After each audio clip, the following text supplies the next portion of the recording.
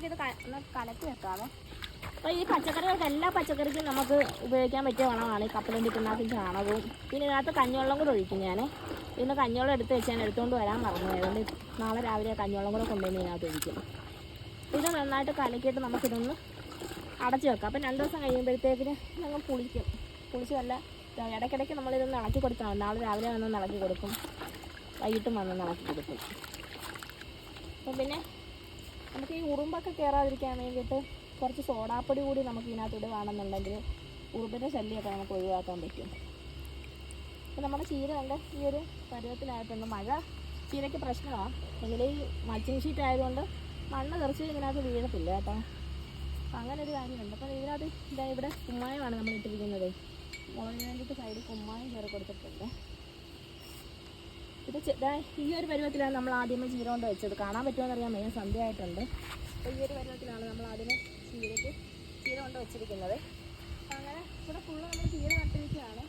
അപ്പം മഴ പ്രശ്നമില്ലെങ്കിൽ ഈ ചീരയെല്ലാം നല്ല രീതിയിൽ തന്നെ വളർന്നു വരും. അപ്പം ബ്ലാത്തങ്കര ചീരയാണ് നമ്മളിവിടെ നട്ടിരിക്കുന്നത് കൂടുതലായിട്ട്. പിന്നെ നമ്മുടെ കൃഷിയൊക്കെ കണ്ടോ, അപ്പം സന്ധ്യ ആയതുകൊണ്ട് ചോന് ഇരുട്ടായി കാണും.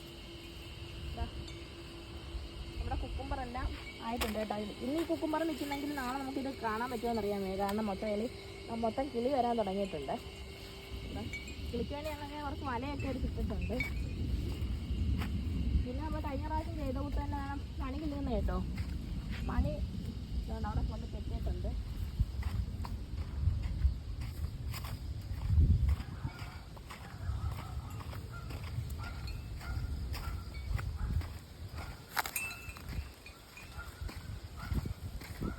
മണി ഇത് പക്ഷെ തത്തയ്ക്ക് നല്ലതായിരുന്നു കേട്ടോ. തത്ത പിന്നെ വലിയ ശല്യമില്ലായിരുന്നു. പക്ഷെ കിളിക്കൊന്നും ഈ മണി കൊണ്ടൊന്നും വലിയ ഗുണമൊന്നുമില്ല.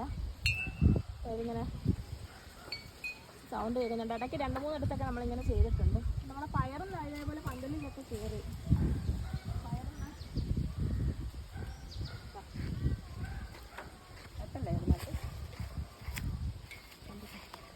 അപ്പോൾ നമ്മളെ പയറൊക്കെ നോക്കി പന്തലിലൊക്കെ കയറിയിട്ടുണ്ട്.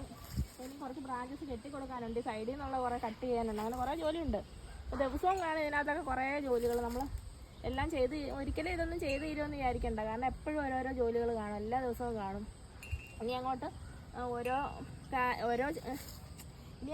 ദിവസവും ഇതിനെല്ലാം തണ്ടുകളെല്ലാം പിടിച്ച് ഇങ്ങനെ വളച്ച് ഇതിനകത്ത് കയറ്റി കൊടുക്കണം. ഇത് വെർട്ടിക്കലായിട്ടാണ് ഇപ്പം പടവെല്ലാം നട്ടിരിക്കുന്നത്. അപ്പം പന്തൽ എല്ലായിടത്തും നമ്മളിപ്പം ഇതിന് തന്നെ പന്തൽ ചിലവെന്ന് പറഞ്ഞു കഴിഞ്ഞാൽ നല്ലൊരു ചിലവാണ്. അപ്പോൾ അതുകൊണ്ട് ഈ പയറിന് മാത്രമേ പന്തൽ കൊടുത്തിട്ടുള്ളൂ. ബാക്കിയെല്ലാം നമ്മൾ വെർട്ടിക്കലായിട്ട് തന്നെ ഇട്ടിരിക്കുന്നു.